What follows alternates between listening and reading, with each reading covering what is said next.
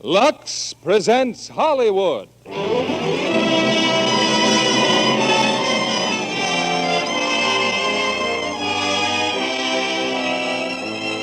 Lever Brothers Company, the makers of Lux Flakes, bring you the Lux Radio Theater, starring June Allison and Dick Powell in The Reformer and the Redhead. Ladies and gentlemen, by transcription, your producer, Mr. William Keeley.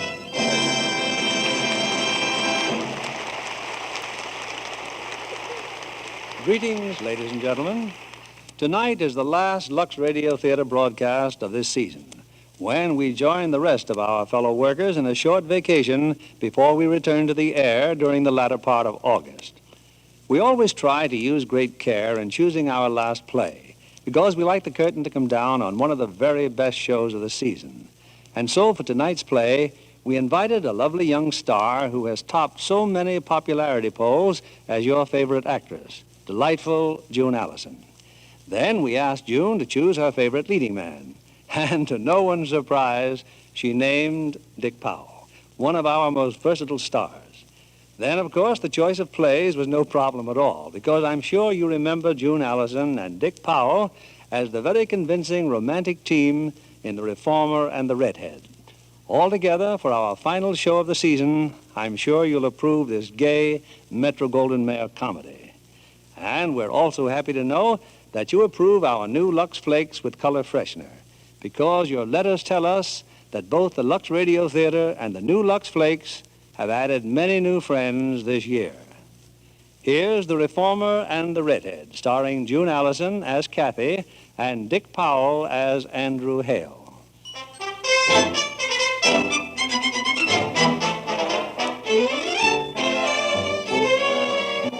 The city of Oakmont, California, is deeply concerned these days with an election for mayor. Among the candidates is a young lawyer named Andrew Hale. Andrew represents the reform ticket, and frankly, he doesn't stand a chance. Up until now, that is, because now he's on his way to see the man who really runs Oakmont. Now look, Andy, try to forget I'm your law partner. I'm also your campaign manager, and you better listen to me. Okay, Artie. We're calling on Commodore Parker. Now, just remember, you're strictly the Boy Scout. You don't know from nothing. Oh, relax. Parker wouldn't have sent for us if they weren't stuck for a candidate. And you're supposed to look like a reformer, too. Throw away that cigar. Anything else? Yes. Yes, be simple and clean cut.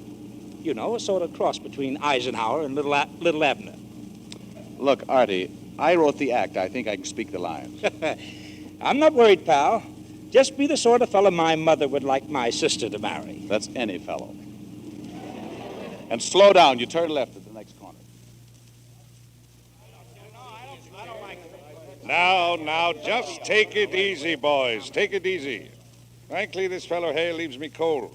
Besides, I don't like this rush act. 5 minutes to endorse a candidate I've never even heard of. But, Commodore, you've been away for nearly a year. While you and your niece Lily were hunting elephants in Africa, the people of Oakmont were hunting for a new mayor. We've got to put a new face in City Hall. Nobody's telling me how to run Oakmont. Oh, all right. Now, what do you know about Hale? He came from the local orphanage, grew up in town, good war record, pretty popular lawyer. You know, man of the people. Well, I still don't like the reform angle.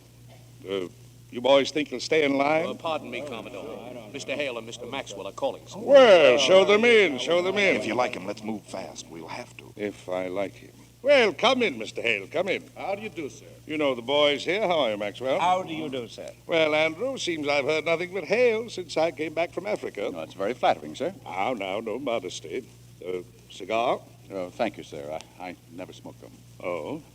If you don't mind, Andrew, there are a few questions I'd like to ask. Certainly, sir. How does it happen that you have this benign preoccupation for the welfare of your fellow man? Well, you see, Commodore, when Andrew was a very little boy... I'd rather hear it from the candidate, if you don't mind. Oh. Well, I think I can tell you, sir.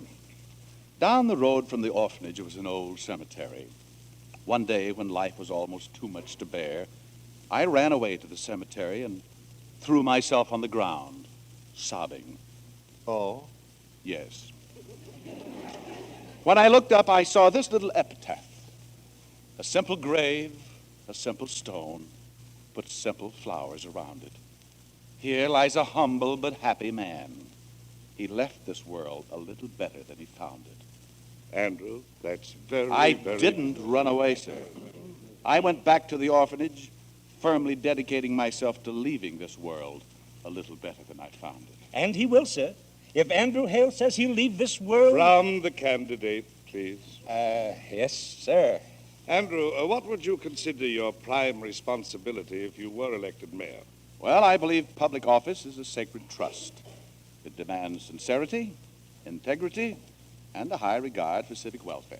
That's very noble, son. Just 2 words I'd like to add. Loyalty and prudence. Loyalty to the party who elected you, and the prudence to accept the advice of older and wiser heads. Do we understand each other? I believe so, sir. And accept my heartiest congratulations. Gentlemen, shake hands with the next mayor of Oakmont. Now, here's a list of your administrative appointments, Andrew. We've picked them very carefully, all excellent men. Kerry, I think you can call the newspapers now. Right away, Commodore. Just a minute, please. I believe I'd like to think it over. Think?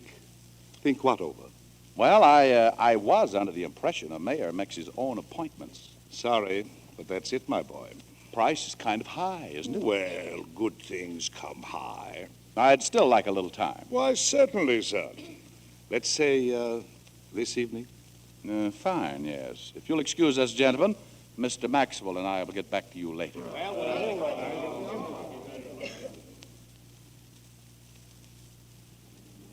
But, Andy, Parker handed it to you on a silver platter, and you had to say you'd think it over. Oh, he doesn't want a mayor, Artie. He wants a Charlie McCarthy sitting on his lap. But such a nice, fat, comfortable lap. Room there for both of us. Why? Will you tell me why? Look, if I've got to have a crooked machine, it's going to be my crooked machine. I'll tell who to get on and who to get off. Any more questions? You know, Andy, you're not going to leave this world a little better than when you found it. You're going to take it with you. Oh, now, look, you're not going to run the Parker machine. Don't think it couldn't be done. All you have to do is find out where the body's buried. Come on, let's get back to the office.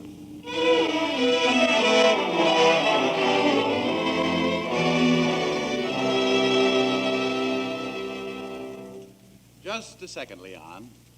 Who's in the waiting room? Her name is Kathleen McGuire, Mr. Hale. She has red hair. What did you say she was arrested for? Assault and battery at the city zoo. Miss Lily Parker complaining. Lily Parker, the Commodore's niece. The facts would indicate that Miss McGuire knocked her silly. But why did she come to me? She saw your campaign pictures. She is under the impression that you have an honest face. Discerning girl, Leon. Send her in. And tell Mr. Maxwell to come in, too. Knocked Lily Parker silly. I wonder why. And then when I saw your picture, Mr. Hale, I knew you could do me a lot of good. Fine, Miss McGuire. And vice versa. Politically speaking, of course. Oh, yes, of course. If there ever was a miscarriage of justice, and I mean flagrant, first my father and then me, although the 2 cases were not related, except indirectly, of course. Miss McGuire, I'm afraid I don't Believe me, if you champion the underdog, you've got a couple of beauties on your hands, pedigreed beauties. And I assure you, I feel no guilt. My conscience is clear, and so is my father's. Well, fine. Now, about this misunderstanding between you and Miss Parker. Misunderstanding? Huh. She was flat on her back before she knew what hit her. You really hit her? What did you think? There they were, driving Caesar crazy, she and the Commodore. He's disturbed enough these days. The Commodore? No, Caesar. You see, Queenie just died. Who's Queenie? His wife. The Commodore? No, Caesar's. Who's Caesar? A lion, Jackie's brother. Oh! Jackie's brother. A lion. Oh. A lion, Jackie's brother? Well, what did you think? Oh, I'm sorry. I guess I left out something. Oh, I don't know. It's perfectly clear to me. Well, how could it be clear, Maxwell? I forgot to tell you that Pop is superintendent of the city zoo. That is, he was up to this morning when the park commission fired him. You haven't finished about Jackie's brother. Oh, well, Pop was sending Caesar to San Diego to be with Bertha, his sister. Your father's? No, Caesar's. You see, Caesar and Jackie are brothers, and Bertha's the sister. Where's Queenie? She's on third. Now, please, in simple terms, Miss McGuire, Why did you hit Miss Parker? But I've just told you. Really, I don't think you're paying attention. Well, I'm terribly sorry. Lily Parker and her uncle, Commodore Parker, came out to the zoo. They wanted to see that exhibit they donated. Exhibit? All those miserable creatures they slaughtered in Africa. Slaughtered and stuffed, mind you. Stuffed animals in a zoo. Then they went over to the lion house. Now, in the first place, Caesar is not allowed to have visitors these days. He is a very neurotic lion. Oh, yes, you told us. But there she stood, driving them crazy, boasting and bragging how they butchered everything in Africa. Lions, leopards, elephants. I told her to cut it out. Then she told me to mind my own business. She gave me a push, and I gave her an uppercut, and it was all over in 10 seconds. Except that she had you arrested. Miss McGuire, do you know of any law which prohibits the killing of wild animals? Well, there should be. But there isn't. And there should be a law against mounting their carcasses. It's indecent. Well, it's like if I ran over Maxwell here with an automobile, would I stuff him and put him on the wall? Well, just the head and shoulders, perhaps. I'm sorry, Miss McGuire, but I'm afraid I won't be able to handle your defense. Oh, well, that's just fine. Some reformer. What do you care if an innocent man gets fired? Oh, but what's an innocent man got to do with this? I told you, my father, superintendent of the zoo, thrown out like a dog. Because you socked Lily Parker? No, of course not. Pop got fired because he wouldn't have Commodore Parker's stuffed animals in the zoo. Oh, what does anyone care? Parker snaps his fingers at that crooked park commissioner, and an innocent man is out in the street. Are you accusing Commodore Parker of undue influence over the commission? Well, certainly, he's a crook. Mrs. McGuire, you've just made a very serious accusation. Can you prove it? My father can. You're sure? Could I have a little talk with your father? Well, why not? When? Right now. I'll drive you out to the ranch. Good. Now, Andy, remember, you got important business, remember? You are running for mayor, you know. Would you mind waiting outside, Miss McGuire? I'll be with you in a moment. Fine. Goodbye, Maxwell. Are you out of your mind? No, take it easy. That girl's crazy. Go on, pick up the phone and tell Parker you accept his support. McGuire's got plenty on that commission, and I'm going to find out what it is. From a dame that goes around stuffing pedestrians? You get mixed up with a character like that, and you'll end up on the wall. Oh, please. Stuffed, head and shoulders.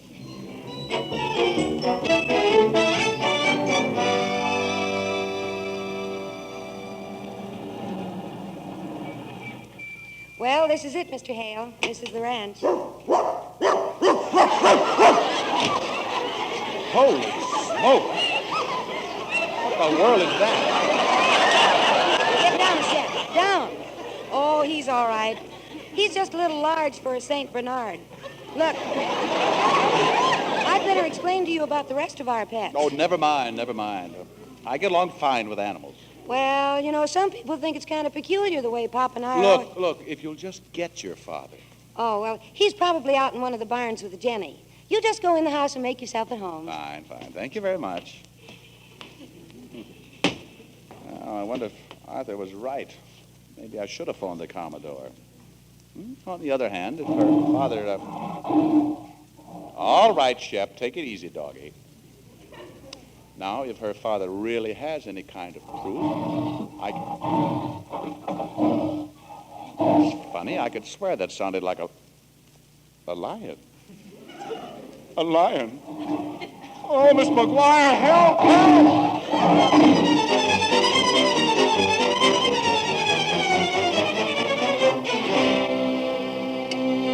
Well, for heaven's sake, Mr. Hale, what are you doing up there in the chandelier?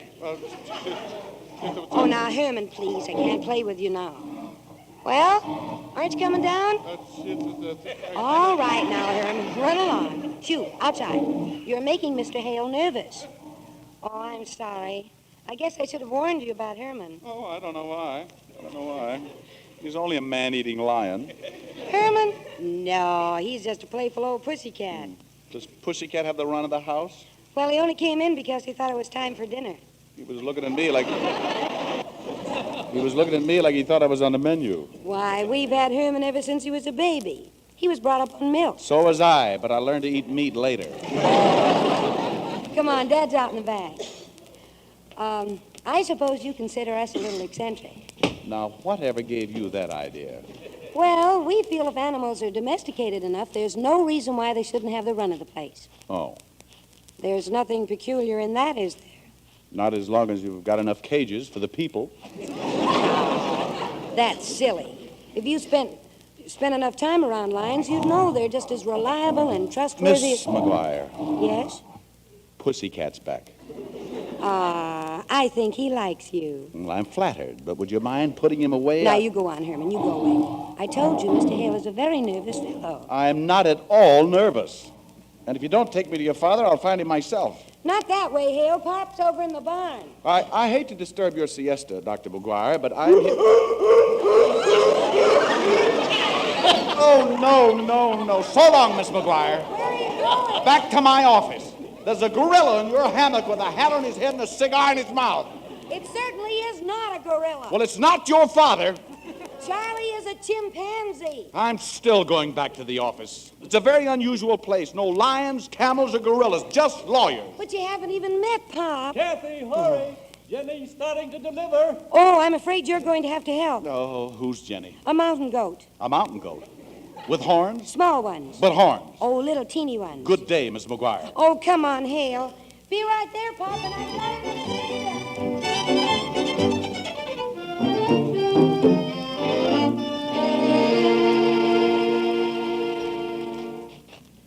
Well, I'm certainly obliged, Mr. Hale. Once in a while, you know, we need help bringing these creatures into the world. Oh, it's amazing, Dr. McGuire.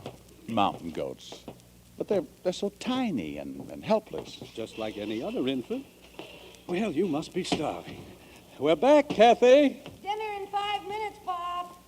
Now then, Mr. Hale, you were talking about Commodore Parker. Oh, yes, I was hoping you'd remember something that could explain this club he holds over the Park Commission. Oh, I suppose they've just acted out of obligation. After all, if the Commodore hadn't given the land for the zoo, there probably wouldn't... The Commodore gave them the land? Why, yes, for the zoo, the park, and the aquarium. When was all this? Oh, about 1928. Why has it been kept a secret?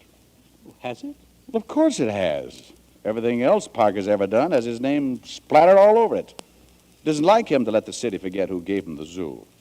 Now tell me, who gave out the contracts for those buildings? The park commissioners, Walsh, Thompson, and Everly. Same board we have today. Yes, all good Parker men. Dr. McGuire, I strongly suspect political coercion in your dismissal. If my investigation bears me out, I'll be very happy to plead your case. Oh, that's wonderful, Hale. Just a minute. That's only if, as I say, if my investigation bears me out. I'm sure it will.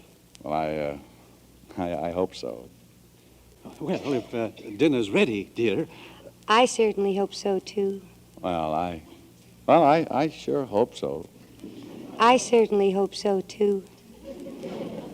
While we're hoping, could we hope for a little dinner? Oh, the window. Look. Oh, that's Herman again. He must have heard the word dinner. Why does he keep looking at me? I've never fed him. Well, maybe you will one of these days. Oh, yeah.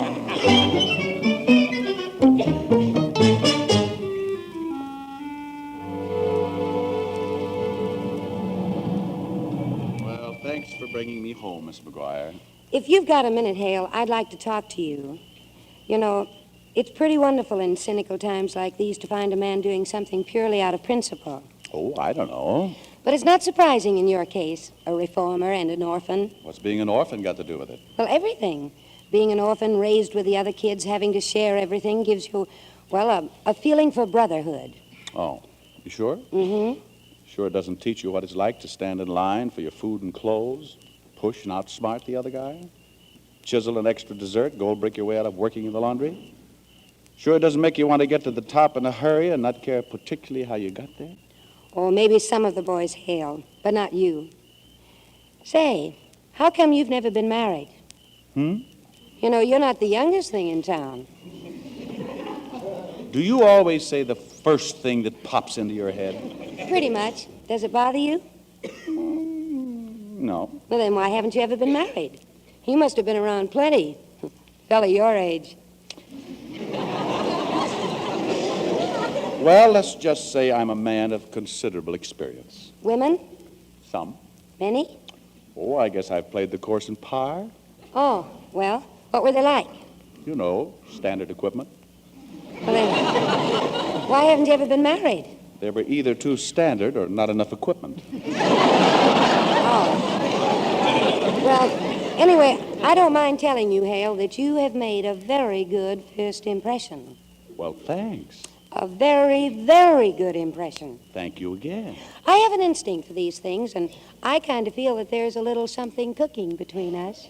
Really? Mm-hmm. And if there's something cooking between two people, even if they've just met, there shouldn't be any embarrassment or shyness. I think they should find out. Don't you? Well, I've never really thought about it. I mean, take the average fellow who goes out with a girl. What happens? He's got to get his suit pressed, shoes shined, hair cut, got to buy flowers, dinner, movie, nightclub, not to mention tips to the waiters, parking lots, etc., etc. Then he takes her home. He shakes hands, says goodnight. Next night, it's the same thing. Suit, shoes, flowers, etc., etc. Only this time when he takes her home after he shakes hands, he puts his arm around her. Maybe gives her a little hug. Finally, after 5 or 6 dates, he gets up enough nerve to ask for a little kiss. Oh? Okay, they kiss. If they like it, fine. They go on seeing each other. But what if they don't? Look at all the money he's wasted. What's he got to show for it? I tell you, Hale, I think it's much smarter to find out if there's anything there or not. Don't you? Well, if you'd stop talking, you could find out. Oh, well, then, you don't mind if I kiss you? Just help yourself. Well, Oh, there's a little something there, all right. Good night, Hale. good night, Miss McGuire.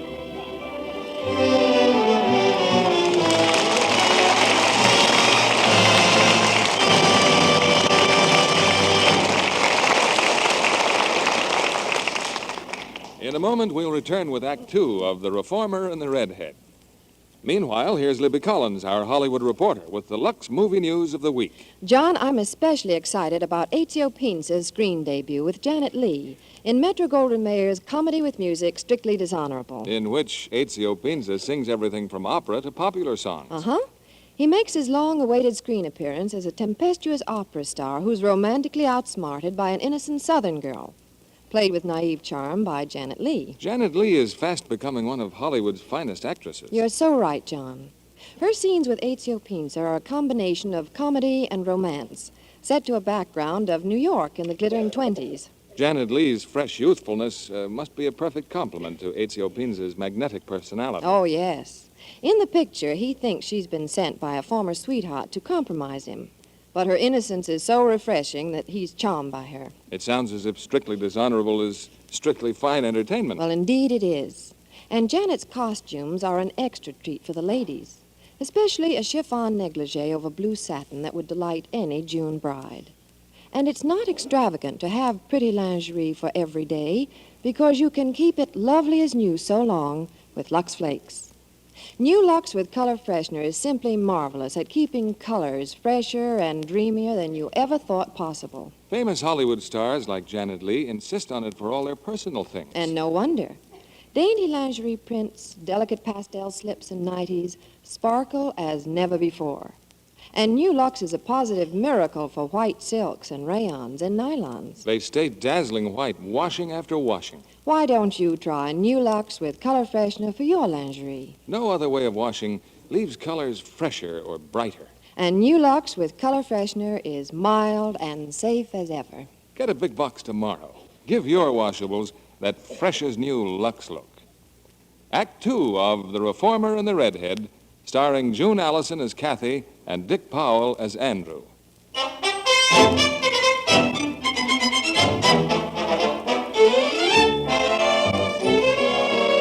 Well, several days have gone by. Andrew still has not given an answer to Commodore Parker's offer to support his campaign. There are two good reasons for this. One is a redhead named Kathy McGuire, and the other is that Andrew has gone up to the state capitol to check the musty files of corporation charters. Well, the musty files have proved very revealing. And now, back in Oakmont, Arthur Maxwell is on the telephone. And he asked me to call you right away, Commodore. You see, Mr. Hale is still up in Sacramento, but he's come to a decision. While he is flattered by your offer of support, sir, he feels that in all good conscience he cannot accept. Sorry, Commodore. Thank you and goodbye. Oh, I knew it. I knew Andrew would tell that crook where to get off. All right, Miss McGuire. Come on in. You know the worst. Our boy's just given up his chance to be mayor. Oh, this is a fine thing he's done. A fine and courageous thing he's done. Greatness doesn't care who wears its mantle, Miss McGuire. How true. He places honor and duty above dollars and cents. That I can vouch for. But what about his campaign? Let's not talk about the dead. Oh, but he can't just give up. I couldn't have that on my conscience. We'll discuss it when he gets back. But it may be too late then. We've got to do something now. Get his story to the people. Got any ideas? Nope, but I will have. Maxwell, we've got to fight. Yes, ma'am. And if Andrew phones again, tell him he can count on me. I'll back him to the limit. I was afraid of that. So long, Miss McGuire.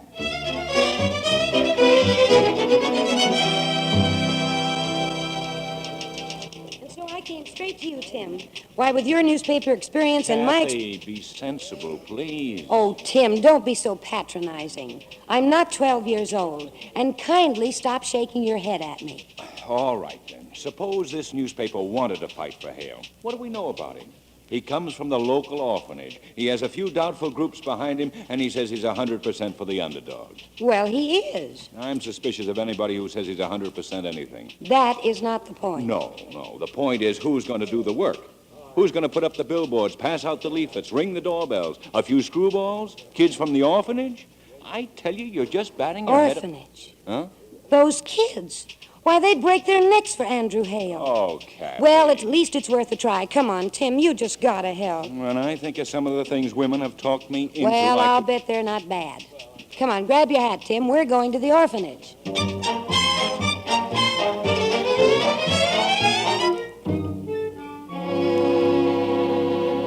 was Western Union, Mr. Maxwell. A telegram from Mr. Hale. Well, Leon? He will arrive tomorrow, Independence Day, on the 10 o'clock plane. Excellent, Leon, excellent. I still think we should have appraised Consul Hale of what has transpired in his absence. You'll find out soon enough. He may not concur in certain commitments made in his name. For example, enlisting the services of all those juveniles from the orphanage. Yeah, but look at the job they've done. Why, there isn't a house in town that hasn't had a letter or a leaflet. They've put up posters. They've had Yes, parades. I know. Orphan Andy for mayor. I find it somewhat corny. It was her idea, and it's great. Now, what else did he say? He wants a date with Miss McGuire.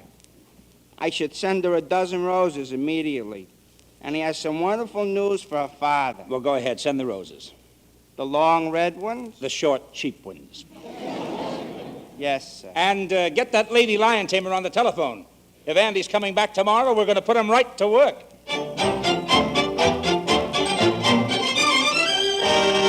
Andrew Hale launches campaign at Mexican-American picnic. Italian-Americans back Hale for mayor at Garibaldi Festival. Scandinavians pledge support to Orphan Andy at Smorgasbord.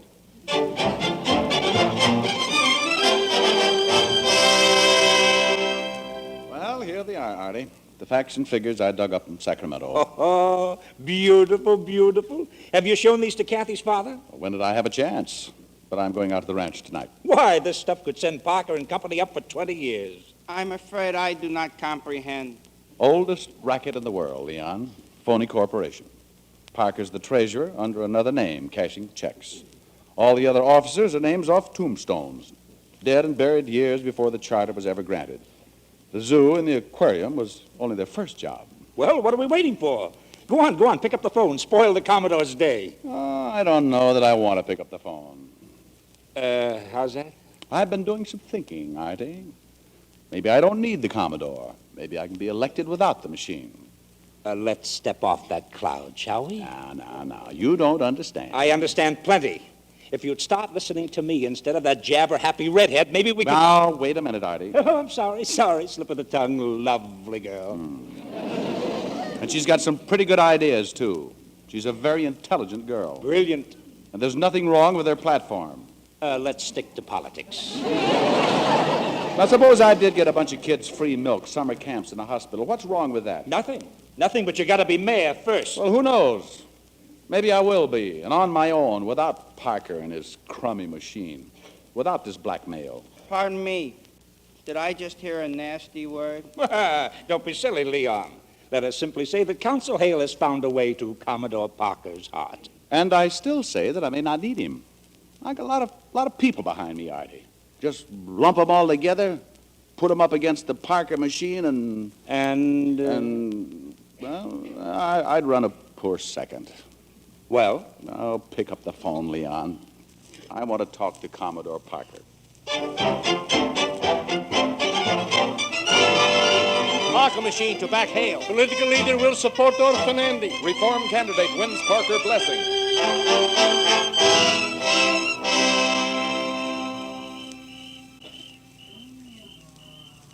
But, Andrew, it doesn't make sense. Why should Parker come out for you? Oh, look, dear, I told you it's politics. He figures he's licked and he wants to jump on the bandwagon. But you know what kind of a man he is. Sure, a practical politician. But the people, the voters, the kids from the orphanage, they believe in you, Andrew. And so do I. Then what else matters? Oh, you mean there's a little something still cooking? Boiling. Come here. Thank you, Andrew. Now, getting back to the Parker machine. Oh, must we? Well, it's just that he doesn't give anything away unless he gets something in return. Andrew, you haven't made any promises. You're not getting involved. Forget it, Kathy. Oh, incidentally, Parker told me the Park Commission has reconsidered your father's case. He's getting a letter of apology, his job back, and a raise in salary. Andrew. Oh, but what about the stuffed animals? The ones Parker murdered? Out. The Oakmont Zoo is for live exhibits exclusively. And, Kathy, I'm boiling again. Mm-hmm. Me too, Andrew.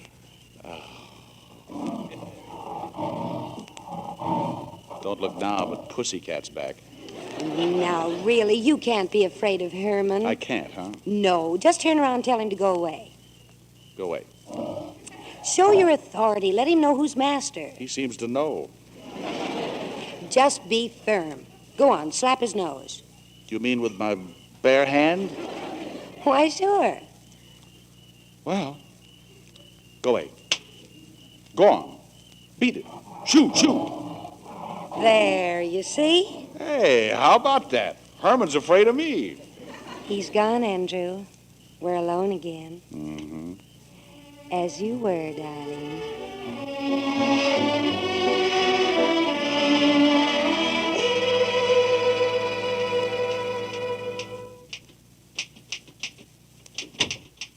Oh, hello, Leon. Well, is the reform candidate available for an interview? Consul Hale is out, sir, campaigning. Likewise, Consul Maxwell. Oh, I'm sorry. You remember me, don't you, Leon? Oh, certainly, sir. Tim Harvey from the Evening Express, Miss McGuire's friend. Your paper support has been most gratifying. Well, thank you, Leon. Yes, Andy's going to win this election with a plurality of at least 30,000 votes. Oh, he is a wonderful, wonderful chap, Mr. Harvey. Make a crackerjack mayor. And I suppose when he is mayor, they'll be taking you into the firm, eh, Leon? Well, I have got to pass the bar first. But the eventuality is not beyond the realm of conjecture. Hale and Maxwell. Well, they're very clever lads, bringing Parker to his knees like this. Swinging this whole deal. Just two boys. 3 boys. Oh, come now, Leon. Don't tell me you had anything to do with it. Whom do you think discovered that the local copies of the records were burned? I mean, why did Consul Hale have to go to Sacramento to find them? Leon, you? It was not J. Edgar Hoover. You know, Leon, I'm really not very bright. I never did have a lawyer's knack for putting 2 and 2 together. What records, Leon? What was Hale looking for? Oh, it is so simple. It is a phoning corporation, see? Commodore Parker is really the treasurer. Yes? Mr. Harvey, maybe you better wait and speak to Consul Hale. I am not really very bright either. Don't worry, Leon. It won't be printed. Oh, gosh, well, thank you, Mr. Harvey. But as you said, I'm a friend of the McGuires. And you will not tell Mr. Hale that No. But you've given me a rotten job to do, Leon. She's a great gal, and I've got to break her heart.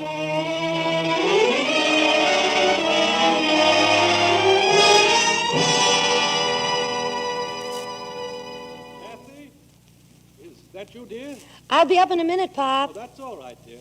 I'll come down. I thought you were asleep. Andrew just brought me home. He's gone? Uh-huh. Kathy, Tim stopped by tonight. Oh? He had some rather important news, dear. So have I, Pop. Look. Oh, Kathy, an engagement ring. Oh, my dear.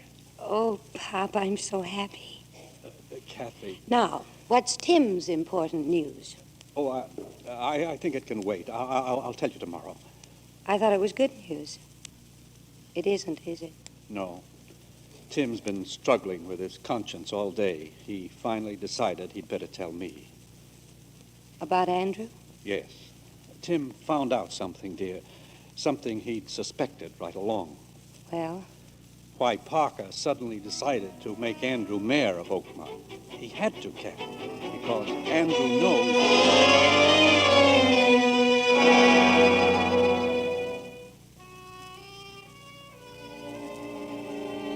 Go on, Pop.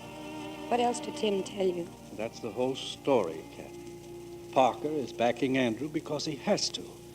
It's not much better than blackmail. Oh, Kathy, please, dear. Don't let it hurt you. He isn't worth it. But I believed in him, Pop. I talked to all those people and made all those promises. You mustn't blame yourself. Just try to forget it. I can't forget it. I won't forget it. And neither will Andrew Hale as long as he lives. Oh, Kathy, wait. Where are you going? Well, I have a few things to say to Mr. Hale. But don't worry, Pop. I just want to see his face when I ask him what it's like being the reform candidate.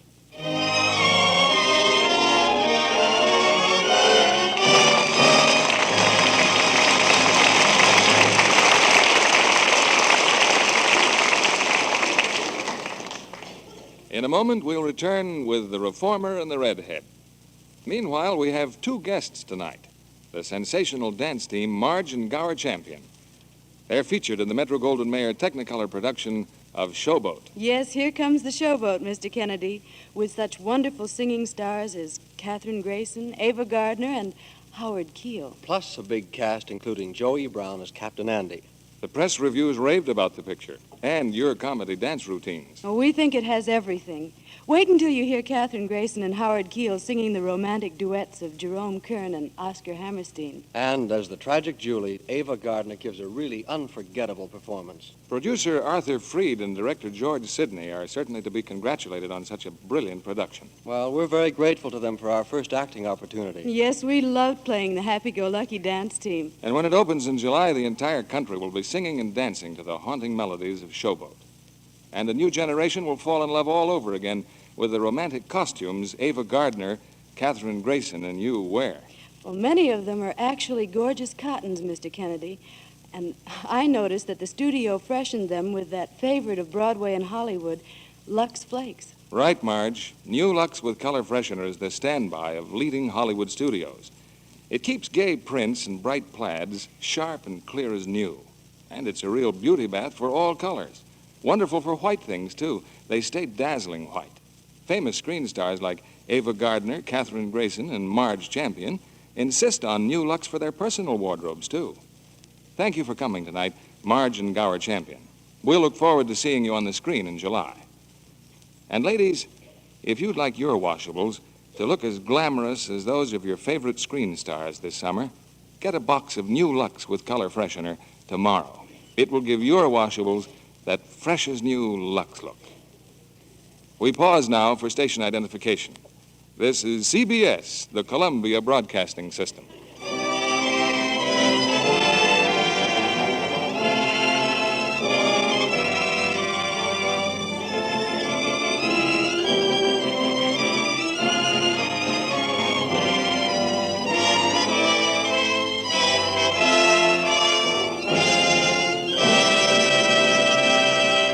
The curtain rises on Act 3 of The Reformer and the Redhead, starring June Allison as Kathy and Dick Powell as Andrew.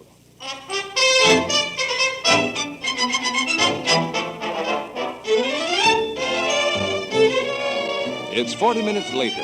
At Andrew's apartment, the buzzer is ringing wildly. Half asleep, the candidate for mayor staggers to the door. Oh, hello, Kathy. Kathy? Here's your ring. Thanks for getting Papa's job back, and I hope I never see you again. Kathy, wait, what is it? What's wrong? Nothing. It all worked out beautifully, especially for your pal, Commodore Parker. Kathy, will you please... Leon told Tim the whole story, and don't bother to deny it. You blackmailed Parker by suppressing criminal evidence. Oh, dear, you don't understand. I understand this much. You made fools of me, my father, those kids at the orphanage, and a bunch of wonderful people who thought you were something special. I just hope they never find out the truth. Kathy, you've got to listen to me. All I did was make a simple political deal with Parker. If I hadn't made that deal, I wouldn't get elected. Then you wouldn't get elected. But at least you'd... Oh, I'm going home. You know, if I don't get elected, your precious orphans won't get their milk in summer camps. Maybe not. But you'd still have your self-respect. And for what it's worth, mine. All right. Go on. Blow the whole thing up. Tell Tim to print his story. Don't worry. Tim won't expose you. He doesn't see any difference between any of the candidates. And neither do I.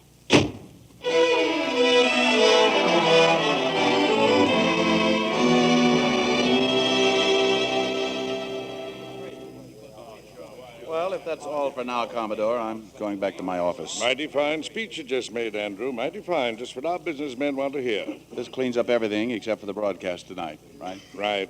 Oh, about the broadcast, my boy, I suggest you play up the harmony angle. If you don't mind, Commodore, I'll write my own speech. Oh, of course, Andrew, of course. Oh, Artie, what about it? Did you reach Kathy? She's not answering the telephone. What about the flowers? Send them back. Oh, Andy, please, why don't you Where's just... the phone booth? I'll call her father again. No, give me a nickel. I'm sorry, Andrew. That's all between you and Kathy. I'm afraid I can't take sides in the matter. Goodbye, Andrew.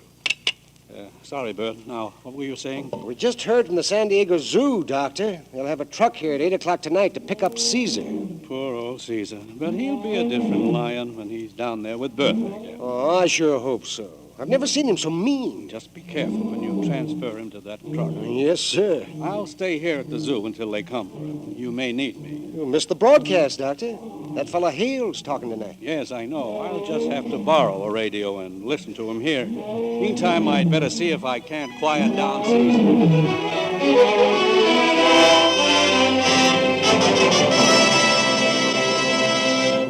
Citizens of Oakmont, ladies and gentlemen of the radio audience, in a few minutes you're going to hear from the reform candidate for mayor, an orphan lad of humble origin who today embodies the highest and most noble principles of pure America. Well, the Commodore started, Andy. You'll be on in a couple of minutes. Now, remember, nothing controversial. I know. Stick to the hospitals, the free milk, the orphans, and lay it on thick. The whole town's listening. Hey, what's the matter with you? Nothing. Oh, come on, don't give me that. Something tells me Who you're... wants to be a knight on a white horse? Who asked you to put me up on a pedestal? Yeah. If you're going to be in politics, you got to be practical. Respect, faith. Well, it works both ways. Look, stick to the script, will you? You're on in 60 seconds, Mr. Hale. If a girl's in love with you, she believes in you. Yes, sir. It's just across the hall, She sir. trusts you. Yes, sir. Right down the line. You better get going, Mr. Hale. Well, all right. Yes, sir. And so, fellow citizens, in the name of better government, I present my choice and yours, our next mayor, Andrew Hale. Ladies and gentlemen, I have a prepared speech for this broadcast. I don't think I'm going to use it. I'm going to make another speech. When I finish, you may not want me as mayor, but at least I'll be able to live with my conscience. When I entered this campaign and assumed the guise of a reformer, I did so not out of conviction, but as a mere political expedient. I had discovered that in order to win, I'd have to have the support of the Parker machine. In order to secure this support, I needed bargaining power, a threat, a weapon of intimidation. Fortunately, I uncovered some information about the Parker machine of an incriminating and, shall we say, highly embarrassing nature. It concerns a fraudulent corporation charter involving the Parker gang. Pop the radio, Andrew. He's telling the truth about... Yes, dear, I know, and I'd like to hear what else he has to say. Oh, me too, Papa. I knew he wouldn't let us down. Isn't he wonderful? Well, yes. Now, quick! It's Caesar. He's loose. Yes, dear, he's wonderful. I'll call you back later. Bert, what did you say? Oh, Caesar, he broke out of his cage. He's loose. Where? I don't know. He jumped the wall and ran across the park. Hello. Get me the police.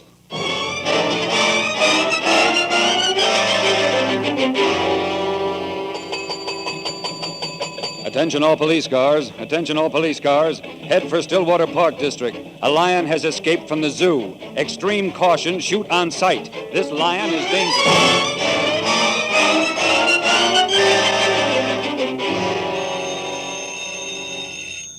Hello? Kathy, now listen to me very carefully. He's escaped. Oh, yes, I know, Pop. At last, Andrew is out of the clutches of Commodore Parker. I'm talking about Caesar. He got out of his cage. Caesar? The police have orders to shoot him on sight, but we may be able to save him. Put Herman in the truck. Herman? Yes. Drive around the neighborhood of the park. If you should see him, try to coax him into the truck with Herman. Now, don't worry. There'll be dozens of us looking for him, but for heaven's sake, be careful. Okay, Pop, I'm on my way. Herman! Herman, come here. Come on, Herman, we've got to find Caesar.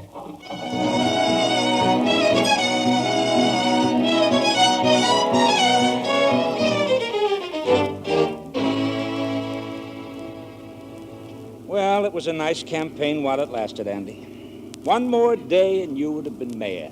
Sorry, Artie, but I had to do it. The Commodore fainted in the control room. How do you feel? Like I just took a nice clean bath. Well, where do we go now? To Kathy's? No. But I thought you phoned her. I did. She wasn't home. The maid said her lion ran away.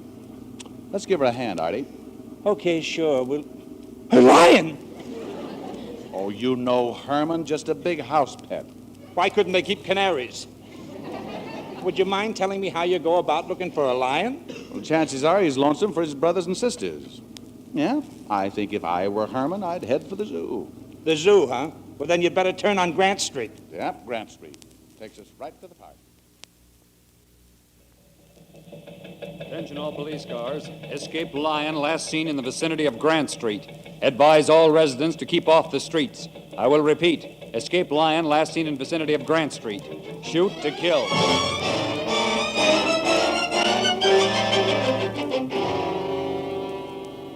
And tomorrow morning, we'd better start finding out what it's like to earn an honest living again. Oh, Artie, forget it for a while, will you? All I want to do is just...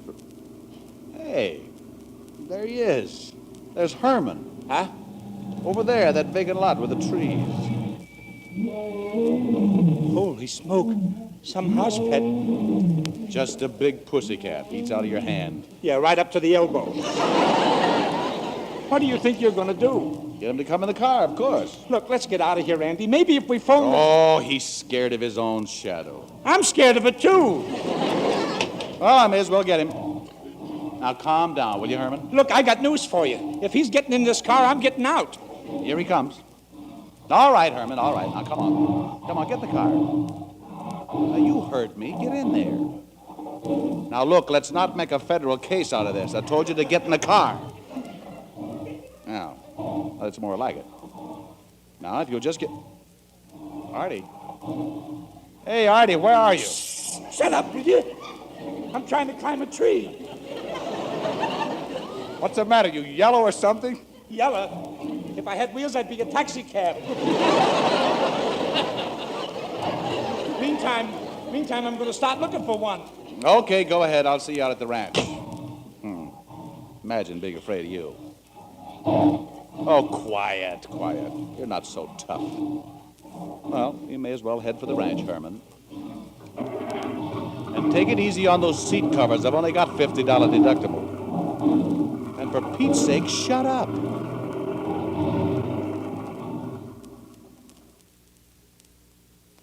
Kathy. Oh, Kathy, how do you like this? Here I am looking for a lift, and you come along. Jump in, Artie, but hurry up. There's not much time. Not much time? What are you doing out here? Well, I just left Andy about 5 minutes ago. He's taking your lion home. He's what? Yeah, he found Herman. He's taking him home. Oh, no. Who's that back there? Herman. How could that be Herman? I just told you that Andy... That's Herman? Andy's got Caesar. Who's Caesar? He's a killer. He escaped from the zoo. Oh, we've got to find Andy before it's too late. Who's he rooting for? Artie, please, just tell me which way Andy went.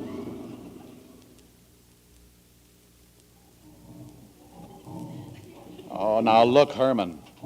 I told you a dozen times you're not going to go another inch until you start showing a little more cooperation. Oh, cut that out. Who are you trying to impress? And keep your big mitts off me. Once more, and you're going to get out and walk. You know, Herman, you ought to see your dentist.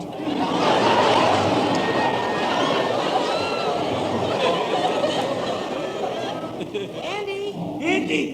Well, hi, Kathy, Artie. Hey, I got Herman. Now, don't move, Andrew. Don't make a move. Andy, boy. Andy, you got the wrong lion.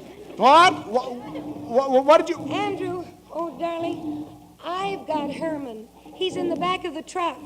Well, if that's Herman, who's this? That's Caesar. He just escaped from the zoo. Oh, they'll be here any second. Pop in the police. The police? What for? Andy, you're sitting next to a killer, pal. Killer?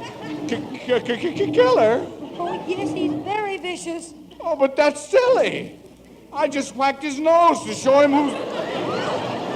Oh, Kathy. Ooh, what am I going to do? It's all right, darling. Please, just stay where you are. They're coming now. No, don't shoot. I think I can handle him. Now, nobody say a word and don't anyone move. Come on, Caesar, come on. No trouble at all. Come on, down. Bert, open the back of the truck. We'll put him in with Herman. Yeah. Come on, Caesar, steady now, steady. That's a good boy. Yes, Herman, see? You like Herman. Go on in and keep Herman company. That's it. Into the truck. All right, boys, he's in. Thanks a lot. I'll take it from here. Better let me drive the truck, Kathy. You go on to the ranch with Andrew. Do you mind, Andrew? We can drive out to the ranch and... Well, Kathy, Oh. Andrew! Oh, Artie, look, he fainted. Yeah, I wonder why.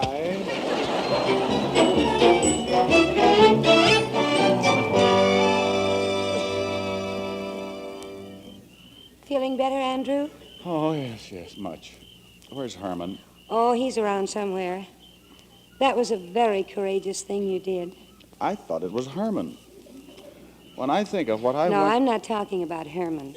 The broadcast, it was wonderful. Oh, well, I guess that's the end of that.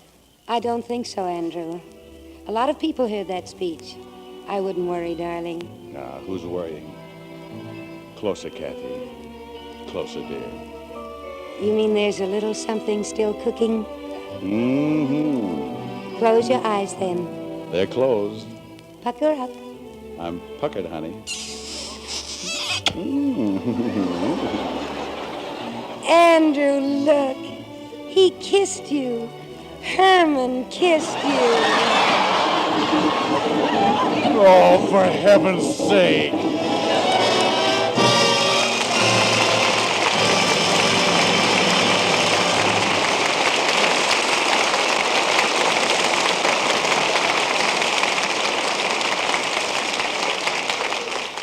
Mr. Keeley will be back in a moment with news about next season. Now that vacation time has rolled around for the Lux Radio Theater, I'm heading for a summer resort. A wonderful month of golf, tennis, swimming, and just plain loafing. Of course, I've been shopping like mad for clothes. I got the most dreamy dinner dress for informal evenings, very much like one I saw Ruth Huzzy wearing the other day. It's cotton, but looks like brocade, with a bright red and blue oriental design overlaid with gold paint. And it washes beautifully in New Lux. New Lux with color freshener is the care Ruth Huzzy insists on for hers, too. It makes colors fairly sing, keeps prints sharp and clear. White stay dazzling white each time you wash them. And it's mild and safe as ever. Why not get a big box of New Lux with color freshener tomorrow and give your washables that nice as new Lux look all summer long? And now, here's John Kennedy with our stars. And here they are, coming forward for the last curtain call of the season after a wonderful performance. June Allison and Dick Powell.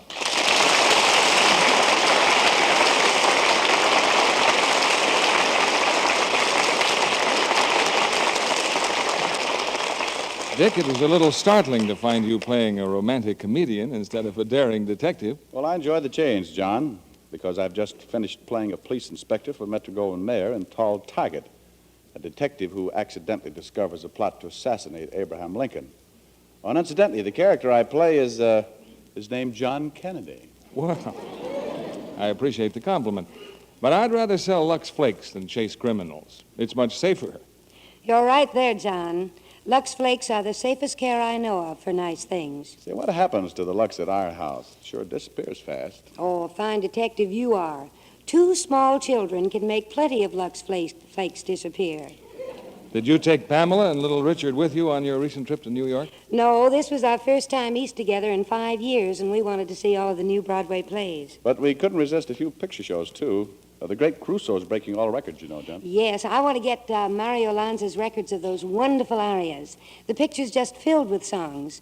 And Metro-Goldwyn-Mayer made a wonderful choice of Anne Blythe as Mrs. Caruso. Sounds like a wonderful production for the Lux Radio Theater. What are your plans for next season, John? Do you have anything definite lined up? Well, I think I'll leave that for Bill Keeley to tell you. It's more in his province. Well, we'll certainly look forward to your next season.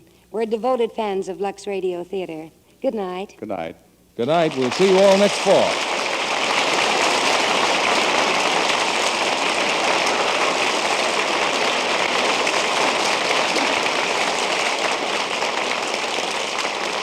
And now, here's Mr. Keeley with news about our coming 18th season on the air. Yes, the time has come to say goodbye for the summer, but we've already made great plans for the fall. We hope to bring you the most successful season the Lux Radio Theater has ever had. And for our opening show on August 27th, we have chosen one of the most impressive pictures of this season, The Mudlark. And starring in her original role in this 20th Century Fox production will be that lovely lady of the screen, Irene Dunn. Perhaps you recall that The Mudlark was the command performance last year for the Royal Family of England. And while I'm in London, I'm going to take special note of the historic places where the picture was actually filmed, so that I can give you a first-hand account when we meet again.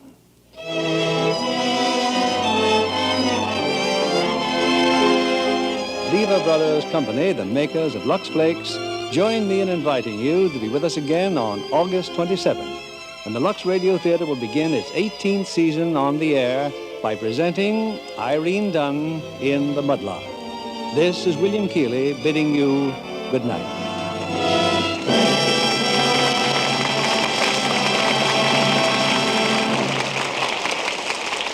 Like 9 out of 10 other famous screen stars, Susan Hayward is a Lux girl. When you see Susan and Gregory Peck in Darrell F. Zanuck's Technicolor production of David and Bathsheba, notice the smooth perfection of her skin. A complexion that's really Lux lovely. And she's especially thrilled with the generous big bath size Lux soap. This fragrant satin smooth cake makes my daily beauty bath more delightful than ever, she says.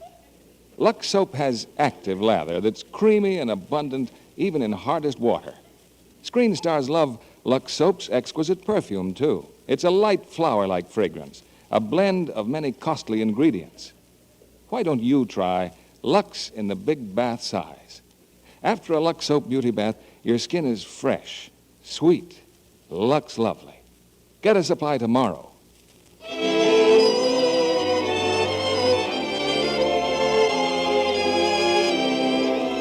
We wish to congratulate one of our very best neighbors on a memorable occasion. On July 1st, Canada will celebrate its 84th national birthday. Canada and the United States have lived in peace and friendship for many years, and so we're especially happy to congratulate her. Heard in our cast tonight were Wally Mayer as Arthur, Alan Reed as Parker, Herbert Butterfield as McGuire, Jack Crucian as Leon, and Bill Johnstone, Dan Riss, Howard McNear, Norman Field, George Neese, and Eddie Marr. Our play was adapted by S.H. Barnett, and our music was directed by Rudy Schrager. This is your announcer, John Milton Kennedy, reminding you to join us again next August 27th, when the Lux Radio Theater will open its 18th season on the air, starring Irene Dunn in The Mudlark. Mr. Keeley is now in London, and due to circumstances beyond our control, his portion of tonight's broadcast came to you by recording. Stay tuned for My Friend Irma, which follows over these same stations.